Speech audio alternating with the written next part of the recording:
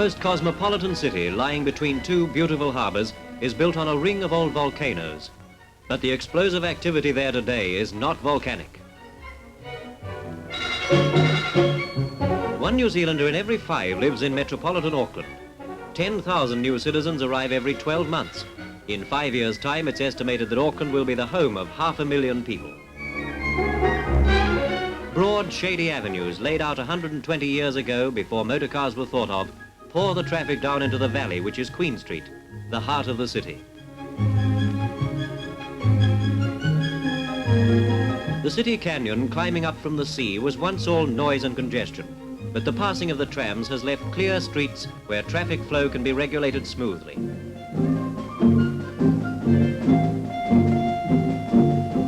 The Barnes Dance, named after the man who first introduced it, gives pedestrians a wonderful feeling of freedom for a few minutes and saves everybody's time at intersections. Traffic's increasing in leaps and bounds as Auckland grows, and the streets have to be well organized to keep 100,000 vehicles moving. Somewhere has to be found, too, for them to stop when they want to. Off-street parking takes care of many cars. But it's the vigorous parking building program that's taking the vehicles off the streets and bringing business back to the central area. One attendant here can admit cars at the rate of 1,000 an hour. The service is smart and efficient.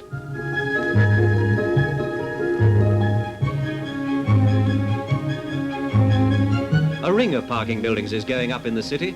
This one serves the downtown area. One building is the equivalent of 17 miles of curbside parking.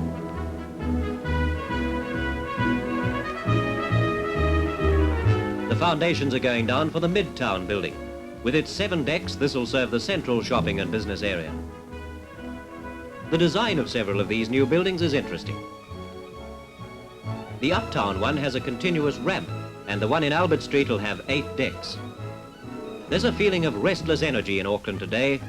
Looking down, one sees pneumatic drills and the net of steel reinforcing. And glancing upward, giant cranes waiting to pick up the hoppers of cement as the only hospital of its kind in the country takes shape. Auckland businessmen raised £100,000 for a chair of obstetrics and gynecology. And in this magnificent building, beside acres of parkland, postgraduate courses will be available to doctors. New blocks of flats can be seen in other parts of the city among the trees. Aucklanders don't often speak of their trees, but to a visitor, the metropolitan area appears to be half rooftops and half trees. And in the city itself, the concrete and asphalt is everywhere relieved by quiet shade and sloping lawns. Many have their lunch on the green grass. The Auckland people have learned much from the foresight of the early planners, and 10% of all newly developed areas will be reserved. Trees will be a feature of the Civic Centre scheme. The 23-storey administration building is to be almost twice as high as any in New Zealand. The first block of the scheme is finished, a magnificent building which houses many government departments. At one end is an arresting decoration based on traditional Maori anchor stones. This is a striking building with clean lines and an interesting facade. When the Civic Centre scheme is complete, Auckland will have an open space flanked by tall, graceful buildings of which any city in the world would be proud. Auckland's not many hours away from the great cities, for planes of many airlines call. A new service is inaugurated. Carrying 71 passengers at 7 miles a minute, these jet-prop planes will bring Auckland and Sydney within 4 hours of each other. Planning transport and communications for the future is very necessary, for it's expected that a city the size of Wellington or Christchurch will be added to Auckland within the next 10 years. The Railways Department is rushing ahead the largest marshalling yards in New Zealand. 10 miles of track are being laid, which will soon be handling well over 2 million tonnes of goods a year. Stations and goods sheds are trying to keep up as the 27-mile industrial area expands like a bomb blast. Mounting freights on the waterfront, too, mean additional wharves are wanted urgently, for the Port of Auckland handles a quarter of the trade of the whole country. This new wharf, the 9th, will be ready early next year, and another is planned to follow it. Many of the piles weigh 20 tonnes, and 1,200 are being driven. As they're trimmed to length, the decking advances steadily out into the harbour. But the harbour's a playground too, and pleasure craft now have the best facilities in the southern hemisphere in a snug anchorage by the harbour bridge. These 5,500 tons of steel have turned out to be a greater success than anybody dreamed. The 3 millionth vehicle drove over the bridge only 8 months after opening day, and already they're considering reducing the half-crown toll. Traffic travelling at 40 miles an hour is controlled by microwave and TV cameras. It flows over the 3 miles of bridge and approaches in a steady stream. To a city bursting at the seams, this motorway in the sky is like an opening door. Auckland sportsmen are fortunate in having one of the world's great yachting harbours to sail on. And the city, sweeping around the shores of its 2 harbours, is lucky in having quiet little beaches and bays within minutes of its centre. Some of them are flanked by parks and playgrounds. Living in a subtropical climate, Aucklanders are crazy about the water and are wonderfully catered for with a string of pools, fresh, salt, cold and tepid.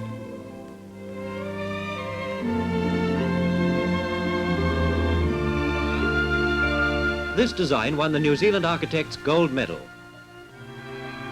The next bath's planned for a cliff-top site overlooking the bridge, and in the surrounding park, an outdoor ice rink's also being built. But these are details. It's away from the city, where the residential frontiers are thrusting out to all points of the compass, that the really spectacular changes are taking place. Some of these suburbs, like Takapuna, have a population of over 20,000 and are cities in their own right. The shopping areas are new, up-to-date, convenient. Suburbs complete with services, transport, communications, industries and schools.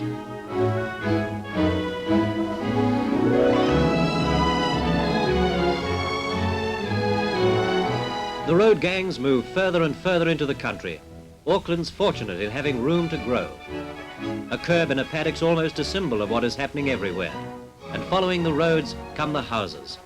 New suburbs are being built from scratch. A town the size of Whangarei goes up in Auckland every 12 months. In 1959, more houses were built than in Wellington, the Hutt, Dunedin and Christchurch combined. Do drop in for a cup of tea this afternoon. My new house is being delivered today. The armies of workmen advance. Here at Glen Innes, they're putting up 73 shops, a hotel, banks, a community centre. In 3 years, another 16,000 people will have moved in. North, south, west, east. You become infected with the excitement of seeing vigorous growth everywhere you look.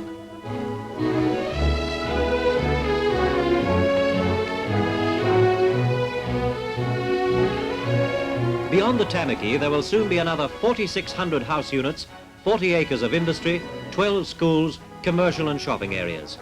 Shortly, another 20,000 Aucklanders will make their homes in a new suburb the size of Hastings. A new bridge over the Tamaki is opened by the Honourable Mr. Watt to link some of these fast-growing areas. This is only one of a number of bridges costing over £1 million being undertaken around Auckland at the moment. As the city grows outward and new suburbs are established, a heavy load's put on the telephone service. Postmaster General Moon cuts over extensions to suburban exchanges as the post office prepares to cope with 100,000 subscribers by 1964. Cables are laid in suburban streets to cope with the increasing demand for phones. There are nearly 400,000 miles of wire in telephone cables already under Auckland streets. And when a new cable's installed, all you have to know is which wire to join to which. For many years, opinion was divided on a new sewerage scheme, but once the decision was made to establish a treatment plant on the Manukau, the planning has been bold and imaginative. It will treat 213 million gallons a day. Sludge will be pumped to digesters where the methane gas given off is to be compressed. This gas will supply the power to operate the whole plant, and surplus electricity will also be available. An ambitious scheme costing £3.5 million.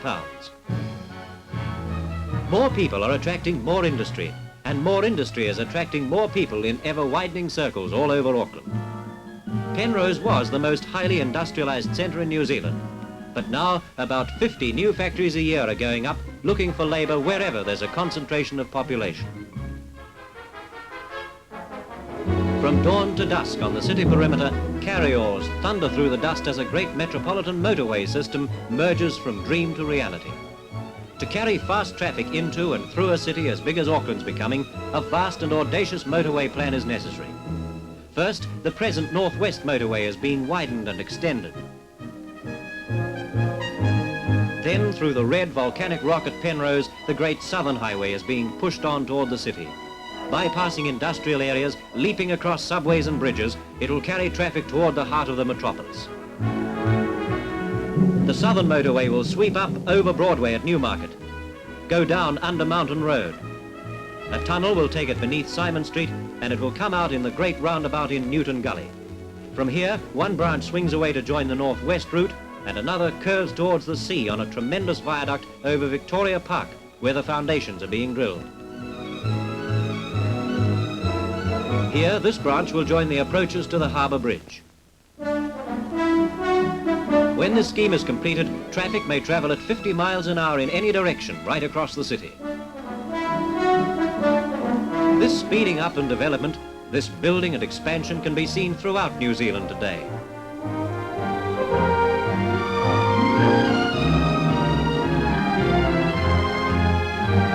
But nowhere is it more arresting than in this tree-green, vigorous city, growing daily more impressive, at New Zealand's northern gateway, Auckland.